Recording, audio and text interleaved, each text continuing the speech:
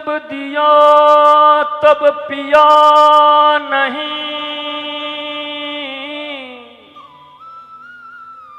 समझ गए अपमान,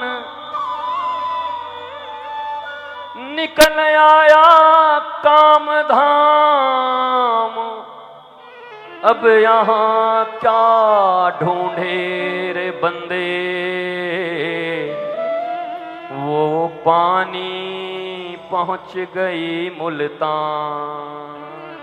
ये ज्यादा ये है, आप डिले दो बट इतना वो तो सुनाई नहीं पड़ रहा है। Who is sound engineer, why are you doing this? अब यहां क्या ढूंढे रे बंदे।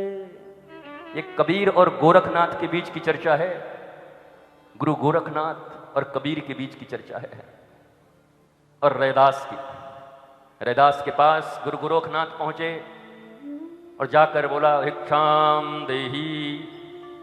अब गुरु गोरखनाथ की खोपड़ी जो थी, जो खोपड़ लेके चलते थे खपड़े, उसको आज तक कोई भर नहीं पाया था। तो योगी हैं, बहुत बड़े योगी, आज तक इतनी बड़ी उनके पात्र को कोई भर नहीं पाया। 10 क्विंटल भी अनाज डाल दो तब भी इतना खाली रहेगा, और इतना सा डालो तब भी इतना खाली रहेगा, भर कोई नहीं सकता। पुष्पक विमान की तरह एक सीट हमेशा खाली रहेगा। योगी हैं। रैदास जी बैठे मस्ती में अपने, गए जाकर बोला भिक्षाम देही अलख निरंजन। तो रैदास जी भी अपनी मस्ती में थे, कठौती में लेकर के मस्ती से अपना कुछ बना रहे थे, राम नाम का जप कर रहे थे। तो उसी हाथ से जल थोड़ा सा निकाला और चमड़ा उसमें धो रहे थे और जल दे दिया। गोरखनाथ जी कहा कि ये भी एक अजीब आदमी है भाई, बताओ हम इतने बड़े योगी, महाराज कोई दूसरा जल दे देते, चमड़ा का जल दे दिया। अब ये छोटा बड़ा मत समझना कि गोरखनाथ जी और कबीर और रैदास में कोई छोटे बड़े की बात नहीं हो रही है, बात हो रही है हमारी शिक्षा के लिए। नहीं तो राम और रावण का युद्ध ही क्या है, वो तो उन्हीं का जय विजय है। इतना ज्ञान तो हमें और तुम्हें भी है, उन्हीं का द्वारपाल है, वो तो बढ़िया है। भगवान राम ने एक बहुत बढ़िया पिक्चर बनाई है और अपने ही द्वारपाल को कहा कि तुमको अमरीश पुरी का रोल देता हूं, आओ करोगे? बोला हाँ करेंगे। आओ तुम बनो विलन, बोला बनोगे? हाँ कर लेंगे। भगवान राम ने एक फिल्म बनाई रामायण, नीचे आए अवतार लेकर के, अपने ही लोगों को रोल दिया। और भगवान राम के निगरानी में रहे बगैर इतना अच्छा रोल कर भी कौन लेगा? ठाकुर जी ने बनाया है सबको, रावणों बनाया अपने द्वारपाल को पूछ के कि भाई बन जाएगा तू?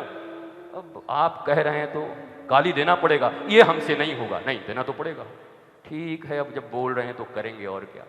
तो इतना तत्वतः ज्ञान तो भारत के बच्चे बच्चे को है कि बैकुंठाधिपति, उनके द्वारपाल जय और विजय ही रावण, कुंभकर्ण, शिशुपाल इस कृष्णावतार में, और दूसरा अवतार क्या है? जरासंध, और तीसरा हिरण्यकश्यपु, हिरण्याक्ष। भगवान ने कहा हमको 3 बार आना पड़ेगा, हमको 4 बार आना पड़ेगा, तू 3 बार आना। तो ये सारे उनके ही है। कुछ गलती उलती हो तो भैया माफ कर देना, आप सब बलदेव के लोग हो, बलदाऊ जी को बड़े भैया के आदमी हो।